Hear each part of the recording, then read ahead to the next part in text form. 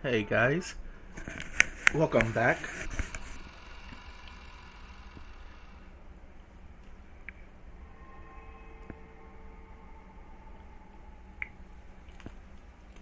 I actually got me some water this time, alright. Sweet. Alright, excited to do this. In the Golden Land, the quiet rain just kept on falling, and the arbor sat the side of which whose eyes had lost their glint and battler. Virgilia could also be seen there. She sat next to Beato, knitting quietly. Lambda Delta's game has passed the climax of the first twilight, and they were taking a short break. Gazing out of the golden rose garden soaked with rain, Battler considered the present, what was to come, and what happened so far. The Battler, the act of thinking, was itself a battle. Even with the game stopped and Beato unable to speak, he could still keep on fighting. Virgilia suddenly stopped her knitting. Battler noticed it too, because though none should have been able to visit this rose garden, she had noticed a silhouette approaching. That's unusual. Not many people are capable of reaching this place. It's her.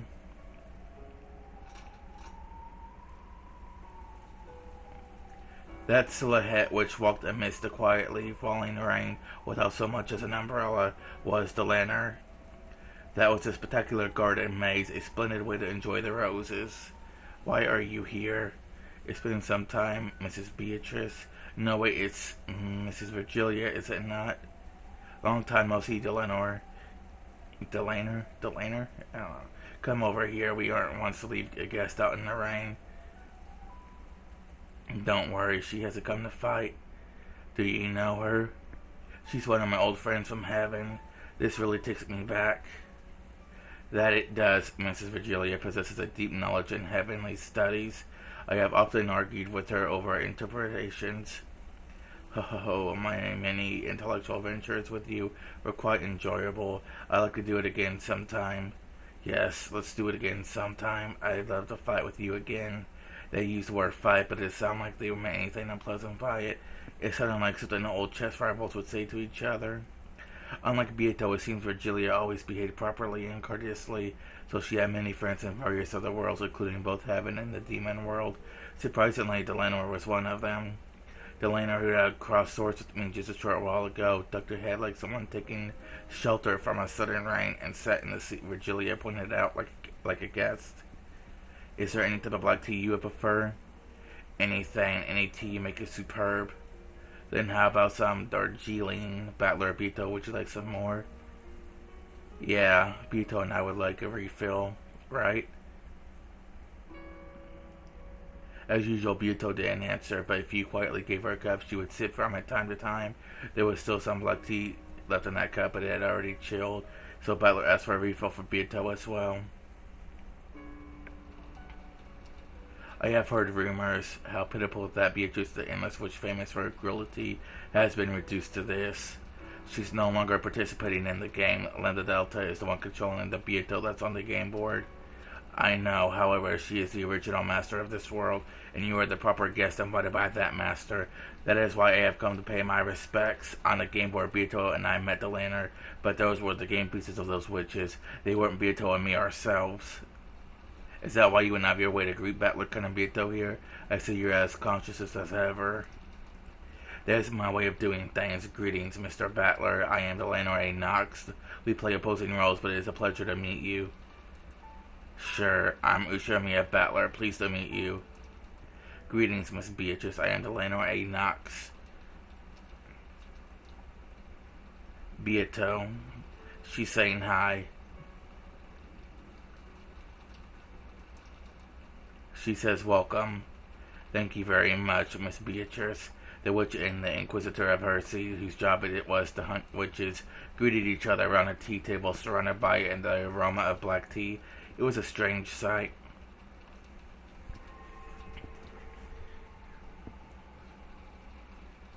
Virgilia made gold butterflies sprout on the palms of her hand and transformed them into a teapot and a can of tea leaves.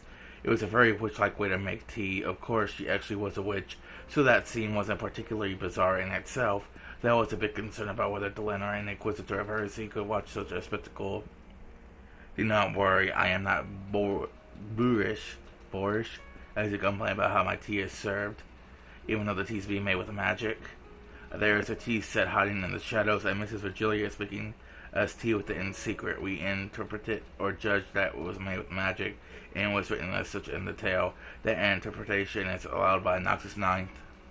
Oh my, I do believe the interpretation of the ninth is such a delicate problem that it's viewed as a taboo even in the Great Court. Even though it's just a personal opinion, if it became known that the head Inquisitor of Heresy said such a thing, he might be sacked. No matter what interpretation I record it with, there are no lies in the taste of your tea. Therefore, I did not worry about how it was prepared. Though she looked cold, she was a surprisingly tactful person. If the landlord were to deny that the black tea had been prepared with magic, this magic would surely be questioned in an instant. However, the possibility had been presented that the tea set existed and had been used to make the tea normally, so the fact that Virgilia had made tea was in the end undisputed. The magic that hides the result of it in darkness is evil. I will not permit it. However, magic that enshrouds the process is not necessarily evil. My foe is evil itself, not magic. I see. The important thing is that you're being served some tea, so it's just a common courtesy to avoid complaining about how it was made. That's right. When someone makes tea for you, it's a common courtesy to be grateful. There's nothing elegant about pushing your way into the kitchen and criticizing how they brew it.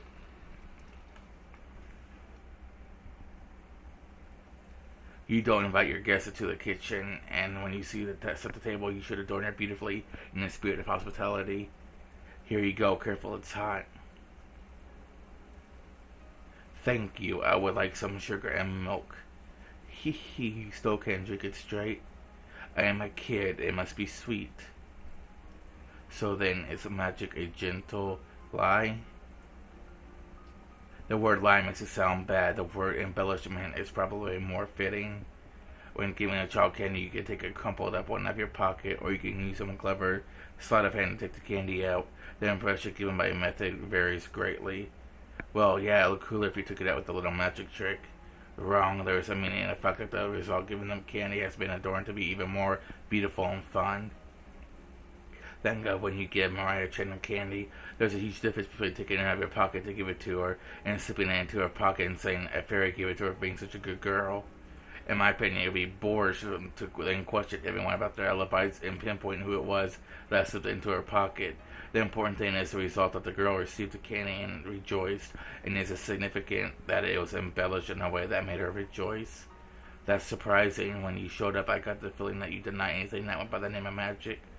That is how I act in my capacity as an Inquisitor of Heresy. It is my job. However, when I am away from my job, I don't enjoy being quite so cold-hearted. So you set your personal feelings aside when on duty. You do it well. As an Inquisitor of Heresy, hunting witches is my job. However, I personally find witches pitiable. Despite this, I can carry out judgment mercilessly as an Inquisitor. In the end, it doesn't change the fact that I sentence witches to death. In the end, my pity is something more than a useless embellishment. Whether I have it or not, nothing changes, so it would be better if it didn't. I didn't. That's not true. Even if the ends are the same, what's in your heart makes a big difference. Your mother's cookies are clearly more delicious than those made by a good pastry shop. That's because you know that they were made with heart. That's right. Even if the result looks the same, whether or not there's warmth behind the feelings of whoever gave it to you makes a big difference. Is that so? Whether I have a heart or not is completely meaningless. Eleanor's gaze fell to her cup a little sadly. That's not true. After hearing all this, I've changed my view of you a bit, and that's why I'm certain that the heart isn't meaningless. Virgilia was a little surprised to hear the words she should have said coming from Battler's mouth. After all, understanding the heart is the first step towards finding the essence of magic. By now, perhaps Battler has unconsciously started to understand bit by bit the essence of Beato, the essence of witches, the very first essence of all magic. Whether you want to become a witch or vanquish them, the very first step is learning about magic. Virgilia was sure that she felt this faint change within Battler. As for the last fight, thank you very much. I am grateful for the mercy you showed me at the very end. That what me wasn't me. Lambda Delta was controlling him. I joined in on the 5th game partway through. I still haven't participated at this point in time. So until I do join in, the piece of me is probably being controlled by Birkenstow or Lambda Delta. Just what kind of whims guiding them, trying to make it look all cool. They made me look like some kind of knight coming to save Beato. Lady Lem, the Delta wants both witches and humans to be in balance, resulting in a draw. With Erica's appearance, the scales tip strongly in the favor of human side, so when she manipulated a tail in a way that supports Beato. I am aware of that, however, pieces cannot do things that are impossible for them, and they specialize in actions appropriate to their original personality. Therefore, that was certainly something that you, the battler, was capable of. That is why I'm grateful to you. It feels a bit weird to be praised when I didn't actually do anything. After the game continues a bit more, I'll probably regain control of my piece. Not sure I'll be able to go easy on you then. It's the same with me. The next time I cross swords, I won't hold back. Bring it on, I'll be your opponent. Come at me with all you've got. I promise, with everything I've got. Delana, I thought she was an emotionless killer doll without a heart, but maybe she actually is pretty approachable. Though, of course, neither of us will show any mercy when fighting on the game board. For a while, we gazed at the rain-drenched rose garden as we quietly enjoyed our tea.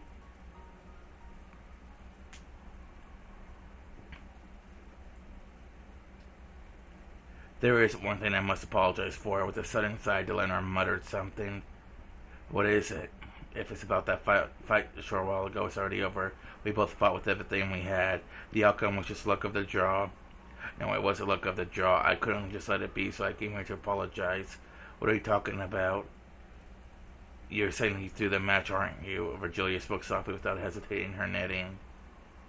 That is correct, Mr. Battler. That Mr. is really awkward. Just Battler works fine. Battler, I apologize. We did not give it everything we had. I know. Kenzo was dead at the starting time for all games. Beato has already spoken that truth. In that battle, Battler could only have achieved a draw at best. He most certainly had no chance at all of winning. You're right. If you just say that the whole fight's already over, why didn't you use that red? Don't tell me it was because of a stalemate or something like that. Nox is second. It is forbidden for a supernatural agency to be employed as a detective technique. We could not use that red truth directly. However, I gave Cornelia, who was protected in the window, the red truth that the window was never opened after it started raining. Boom. That's checkmate. Why didn't that girl use that trump card? This is... Ugh. Allow me to speak. There is no way to defeat my red. Know that your wish will not be granted. Though she had fought calmly up until that point, she quickly got flustered when I dashed forwards. I thought she had been frightened by my sudden attack, but the truth was different. Even though she held a trump card that could completely repel me, she suddenly became unable to use it and hesitated. I don't understand. All of a sudden, in that instant, use of that trump card became forbidden. Once we lost that, your victory was guaranteed. The game master, Lady Lem, the Delta, probably interfered. That bastard. So in the end, that whole fight was a farce in the palm of Lambda Delta's hand. She made us play out the entire act according to her script. I do not like it. However, since she told me to fight with everything I had no choice but to let you know. Please forgive me. Still, even though you lost your trump card, you kept on fighting all out with your remaining cards. I don't believe anyone could find fault with what you did. That's right. On the contrary, you should be mad at Lambda Delta for butting in. Kenzo doesn't exist should you already be an established fact. Lady Lambda Delta and Lady Percusel should know this well, and yet they are both leaving room for Kenzo to exist as a continue in this game. It's almost as though the two are conspiring to prevent Kenzo's existence from being denied. In other words, they intentionally let grandfather escape. Yes, they must be after something. That is a bit odd. Lady Lambda Delta and Lady Percusel should always be in a position unless the witch side is in a superior position. It's hard to imagine that those two are conspiring together at a time like this.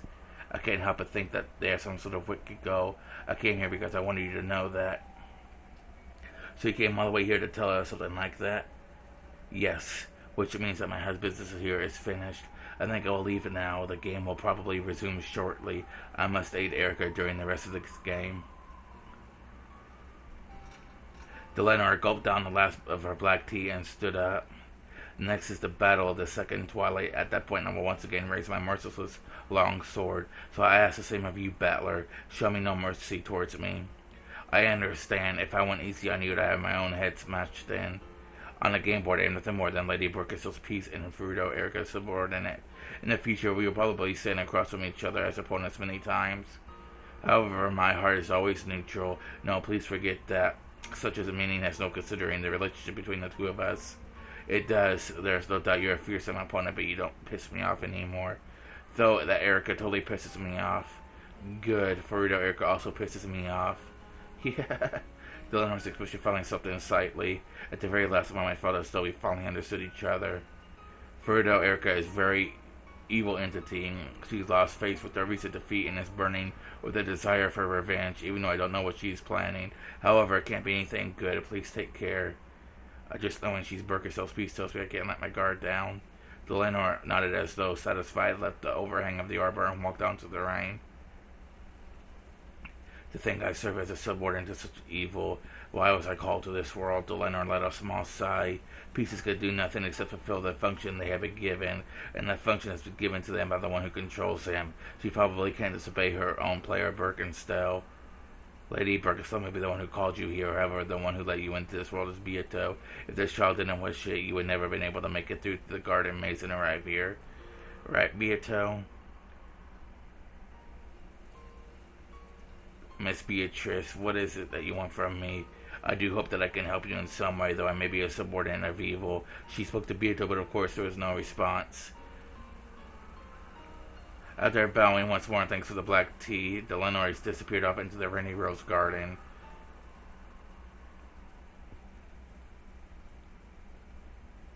So no one can reach this golden land if Beato doesn't want them to. Yes, this child is the one who called Delenor here.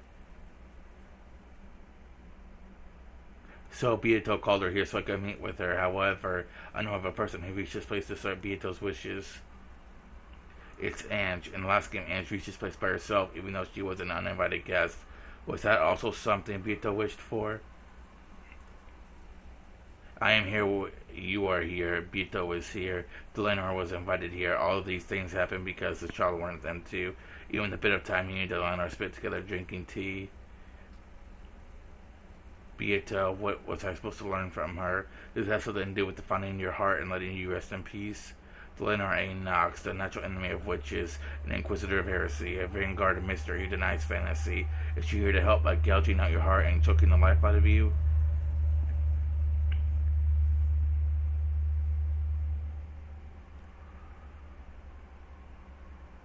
Please stand on one leg. Cornelia slowly got up and stood on one leg as she had been ordered. Her hands were clasped behind her back because she had been ordered to do so. Then with a thump, Erica pushed her from behind with both hands. Cornelia lay on the floor face first with a thud. Please stand on one leg. Cornelia rose shakily. Then once again she stood on one leg as she had been ordered. She'd been ordered not to hold her ground. She had fallen on her face over and over again.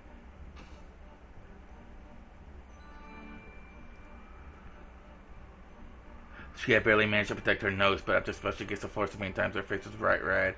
She wasn't shedding any tears. No, she couldn't shed them, because she was forbidden to even do that. Please stand on one leg. Thump. Thud. Please stand on one leg.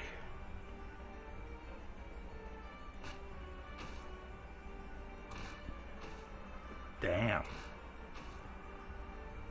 Erica repeated this falling torture over and over again. At times like this, Erica hated counting things, so she decided that once she ran out of fingers to count the number of times, she would just repeat it until she lost interest. However, Erica's main redeeming feature was that she would never lost interest in anything, so the torture continued on and on. Erica didn't know why Cornelia had been able to fully protect the window, so the whole time since then, she had placed all of the blame on their loss on her. Please allow me to speak. Forgive Cornelia. She has already repented enough. Oh, is that true? Then please take her place from now on. Gertrude has done nothing wrong. Gertrude, please stand on one leg. Clasp your hands behind you. Gertrude followed the order and clasped her hands behind her back, standing on one leg. You mustn't resist or hold your ground. You are not permitted to bend your knees. You are not permitted to shed any tears. Got it? As you wish. Gertrude. Erica made a show of walking behind Gertrude. She even enjoyed making her wonder when she pushed. At that time, Gertrude Cornelia burst with their bright light and disappeared, because Eleanor, who must have returned at some point, had sent them back to the heavens for the time being. Erica, who hadn't had her friend spoiled, gave Deleanor openly malicious look. Miss Erica, I will bear the punishment for all my subordinates' faults as their superior. I ask that you let them go. No, thank you. Punishment only works because it causes pain. There's nothing interesting about an unfeeling doll girl that I can't leave a single injury on. Erica slowly grabbed a hold of her back of Deleanor's hair, tugging unrelentingly. Deleanor's leg tilted up towards creaking. You may not cause a physical injury, but you do injure. Humph. As you had a heart that could get injured. You lowly witch-hunting murder doll. Are you trying to talk back to me? Me, the envoy and double of the great Lady Birkenstell? No. I got scolded by Lady Birkenstell because you guys are useless. Never fail so lamely again. Understand? The hair she grabbed was stretched back as far as it would go, along with more creaking. This didn't cause Eleanor any physical pain, but she could clearly feel Erica's ill will. My apologies, forgive me. Filth. With the sun like a potion being cut, several of Deleanor's hairs were pulled out. Then Erica waved her hand about as trying to brush off something dirty that gotten stuck to it. Well, that's okay. I'm done. My anger is finally settled down and my little gray cells are tingling again. Please call those two useless people back and reconstruct the crime scene. Let's start the reasoning game. Understood, Gertrude Cornelia.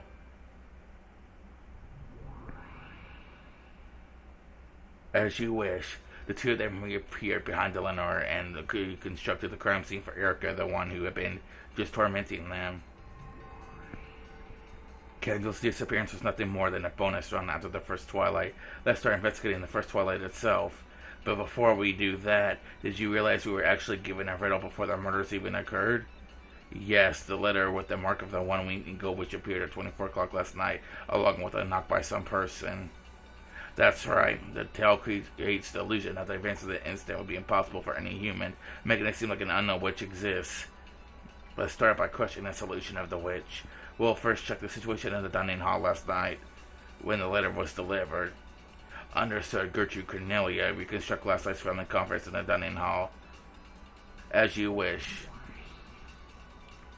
The family conference last night was held with the adult relatives Battler, and partway through the servants had arrived to serve tea. Let's check in on its location at the instant the letter arrived. How did that go again? Please allow me to speak. Before the family conference, Erica, George, Jessica, Maria, and Ancho, Goda, and Kumasawa left the mansion and moved to the guest house. Please allow me to speak. Of those who remained, only Cross, Natsu, and Genji were in the second floor corridor, while all the others were in the dining hall.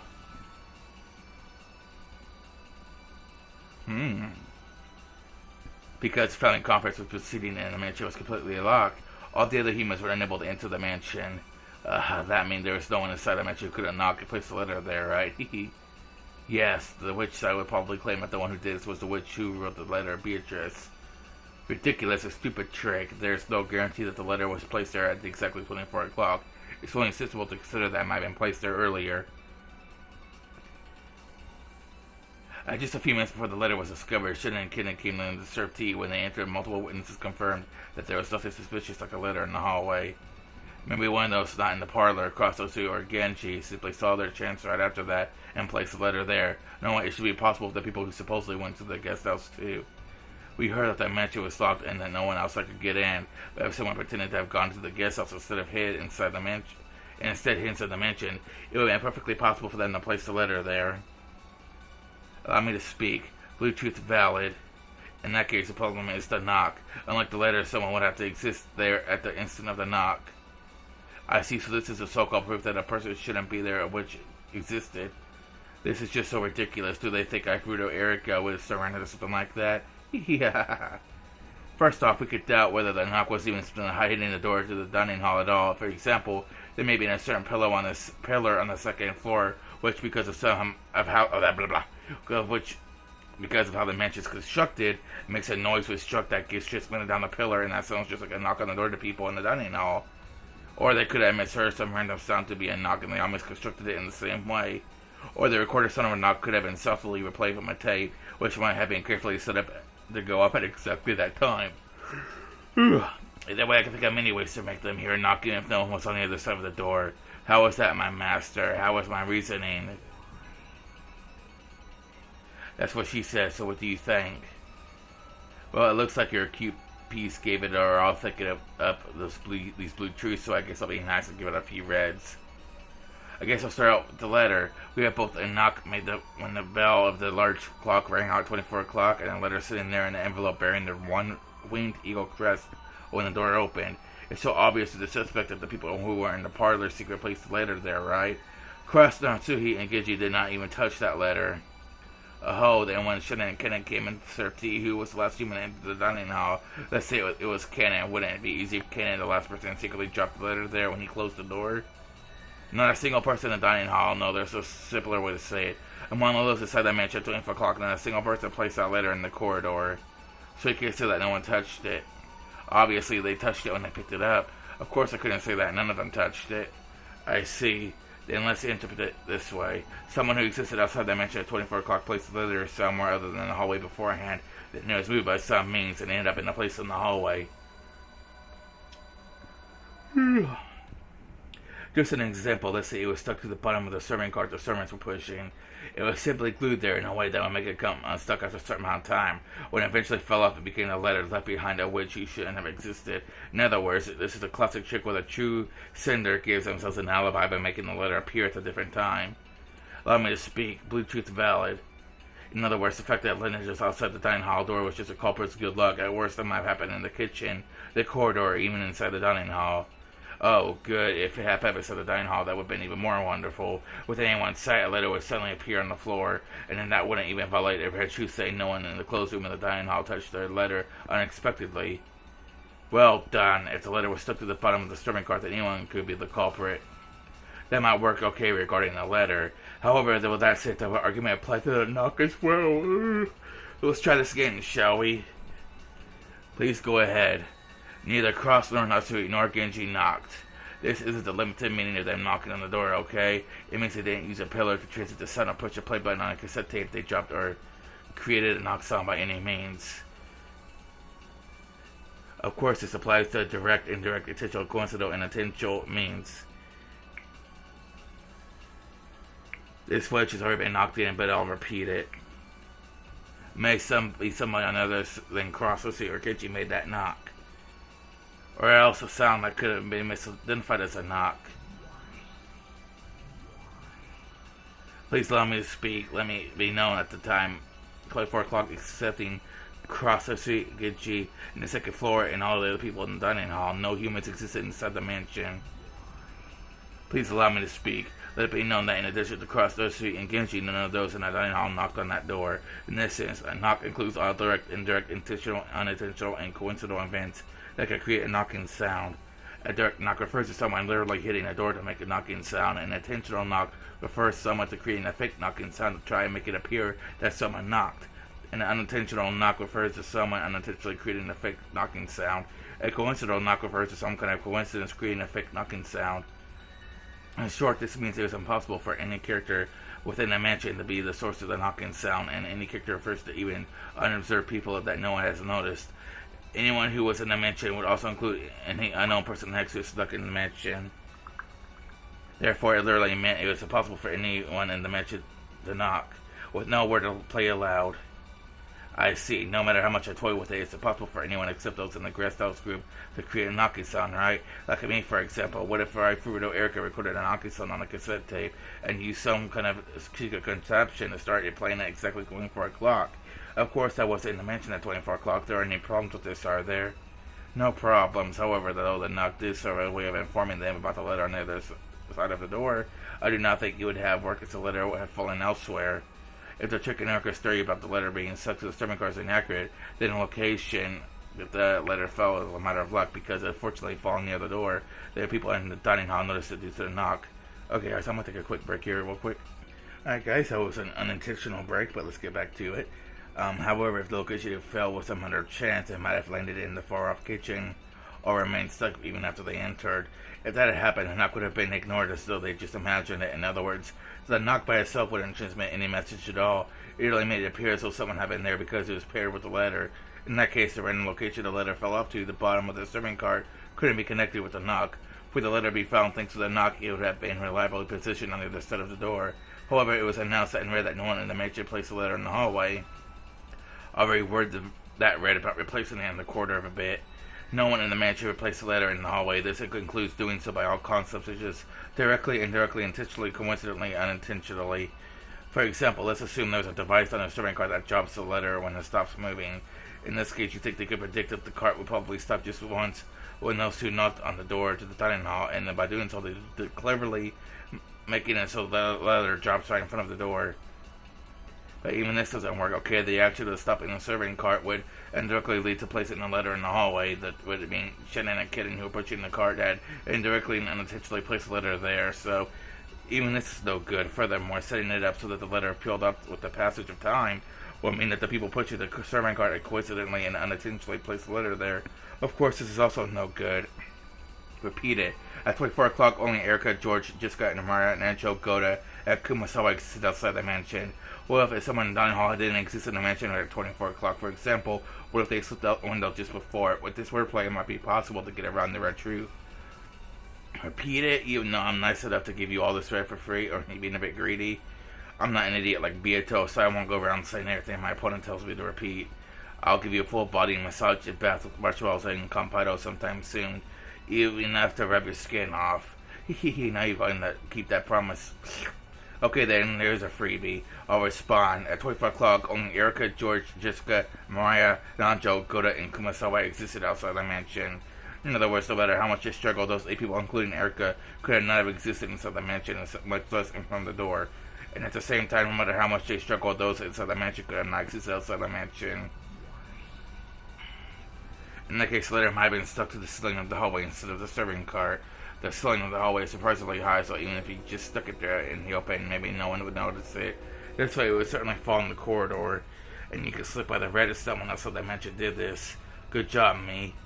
Please allow me to speak. The letter never existed on the ceiling of the on the hallway. Please allow me to speak. Know that the letter never touched the serving cart. Who cares about that? Anyway, some human outside that mansion used some kind of trick to place the letter there. If you try to use that letter and enough to argue that Beatrice exists, it definitely won't work on Fruto Erica. Please allow me to speak. It was impossible for anyone outside the mansion to influence anything inside the mansion after the family conference began. If someone outside the mansion slips up a device before the family conference, something other than the ceiling or the serving cart, allow me to speak. Bluetooth invalid. Why?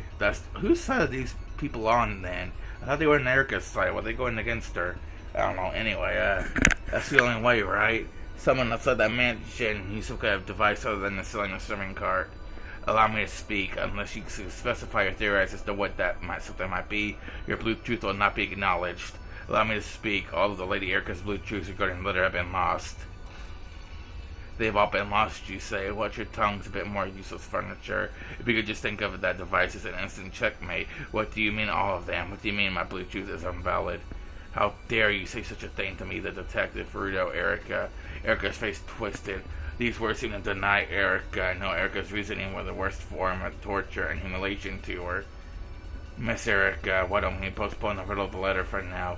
Your Bluetooth stake is about someone outside I mentioned playing it with a cassette tape is still valid. If it is possible for the sound, then perhaps it was impossible for a letter as well.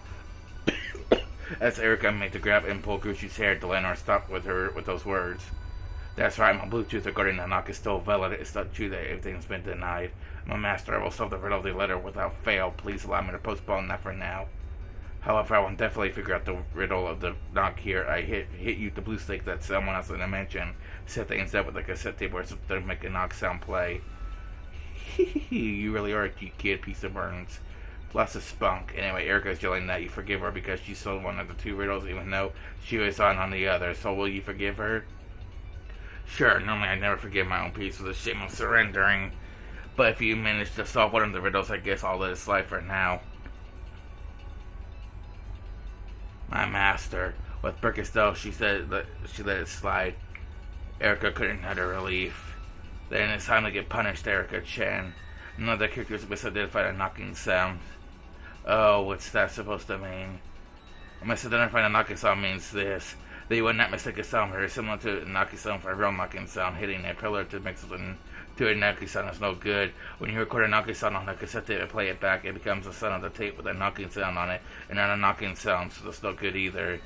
In other words, if one of them would correctly recognize a knocking sound of something hitting the door, they definitely wouldn't mishear it. It's totally impossible that any sounds except hitting that door directly would be misinterpreted as a knock. Well, what the? But that means at the time the bell sign 24 o'clock went off, no one existed who could have hit the door. Yet they don't exist. After all, the Golden Witch Beatrice hit it. So in other words, there's no way to make it work unless you actually hit the door. So what about this? There was some kind of device that could knock on the door. There was something like an automatic door knocker, and that made it possible to knock without touching the door with your hands. The knock means someone hitting the door with their hand, right? I won't accept hitting it with some device. They heard a knock at the same time as the 24 o'clock bell. At that time, everyone inside the dining hall definitely heard it, and none of them misinterpreted it as a knocking sound. Cross, Nasui, and Genji were not involved with the making of a knocking sound. No one else existed inside the mansion, and the knock refers to the action of standing directly in front of a door and hitting it with a hand. Hey, Burn, what do you think of my red? Don't you think this is a pretty simple and enjoyable despite being before the first twilight? The Golden Witch made her graceful appearance without knocking sound. Hee hee hee hee. Ha ha ha ha. Interesting, this really is riveting. Wouldn't have it any other way. Yes, how amusing. Ha ha ha ha ha. The two witches doubled over laughing as though this was the most fun thing in the world. Ugh. My master, don't worry. If you just give me a little grace also time, I'll definitely reach into this pitiful red. You're nothing but a lowly piece. Your absence wouldn't hinder my progress in this game in the slightest. If you can't think of any theories in particular, please just go back to the piece tray and gather dust or something. Useless pieces are painful even to remember. After all, Burn's pretty forgetful. If you don't try a little harder, Burn's gonna forget you, okay? You'll collect dust in a forgotten piece tray, or waiting your turn that'll never come. I imagine that'd be pretty harsh, don't you think? Don't worry, Lady Lambda Delta, my master. I promise I'll keep you entertained and never let you down again. Oh, how reassuring. I guess you're my double after all. Then make sure you really are giving it your all in more ways than one. If you don't make an impact, I might forget all about you. As two witches giggled, they continued discussing the letter and the knock.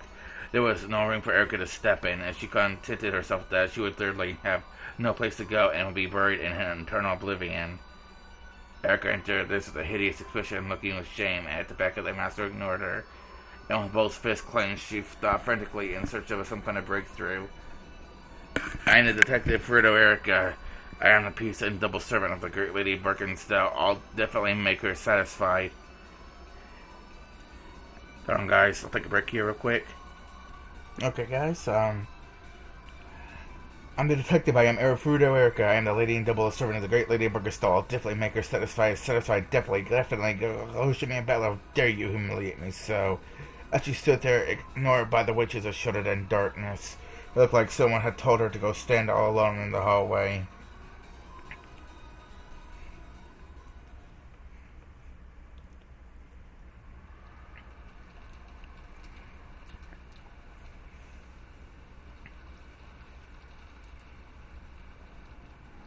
With the crime in the early morning, we completely forgot about breakfast, so we now had our first meal of the day at a time that we could never be called breakfast time. Even go to Sun's wonderful meal, which I've supposedly been into work since yesterday, provided no comfort. The several empty seats quietly burdened us with the pain-filled sadness. Then, in the middle of this meal, there felt like a vigil. Erica suddenly stood up. Everyone focused on her to see what was the matter. Her expression was somewhere between relief and insanity, even though she made some groundbreaking and strange discovery. Hey, what's up? Are you okay?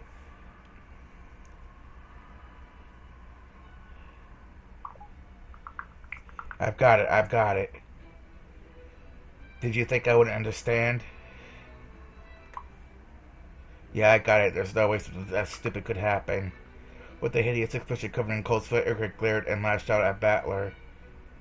But what do you get? Hold on, guys. Okay, guys, I'm back.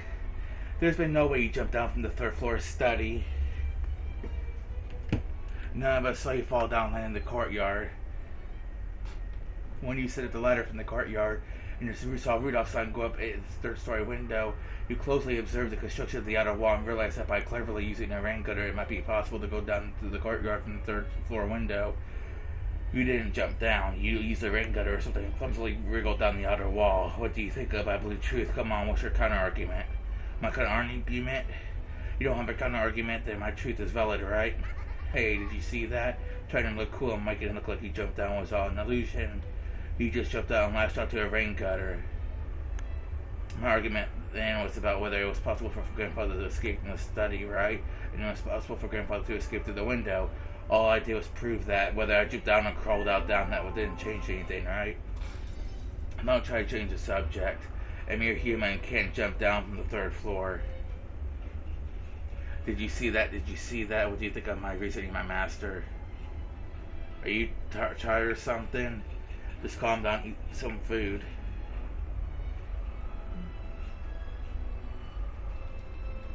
When he escaped the courtyard through the window, Battler did really use the rain gutter to crawl down the wall, just like Erica said. His hand slipped halfway and he had fallen from a considerable height, but he had managed to land on his feet. No one had witnessed this, but most likely everyone in the dining hall now except Erica had realized that something like this had happened. Since at the very beginning no one had believed that he jumped down from the third floor window, but even if they hadn't witnessed that directly, so they had no clue what Erica was complaining about all of a sudden, and it started to whisper something, staring at with cold eyes and dubious faces. You counter that, can you?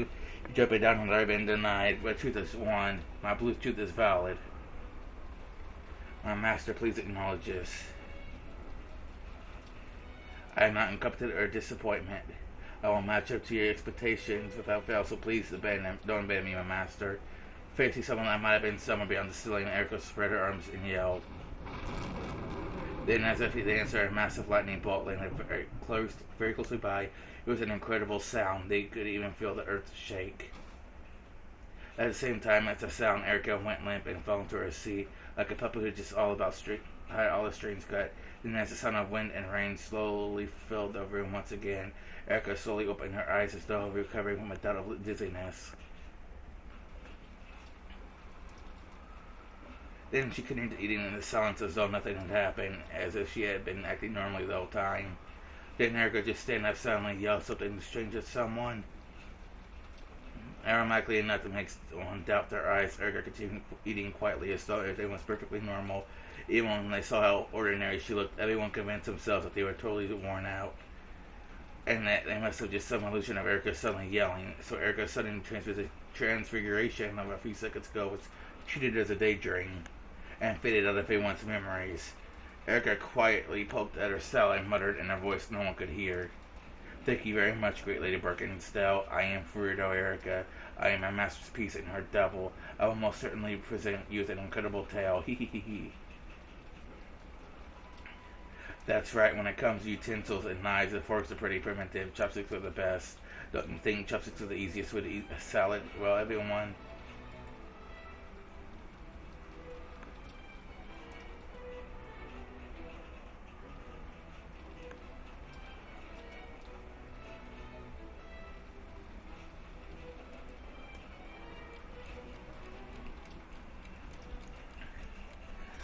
Okay guys, I'm going to end the video here. It's a little bit shorter than what my videos normally are, but it's getting really late and I got to work a double shift in the morning and at night, so 43 minutes, it's not too awful.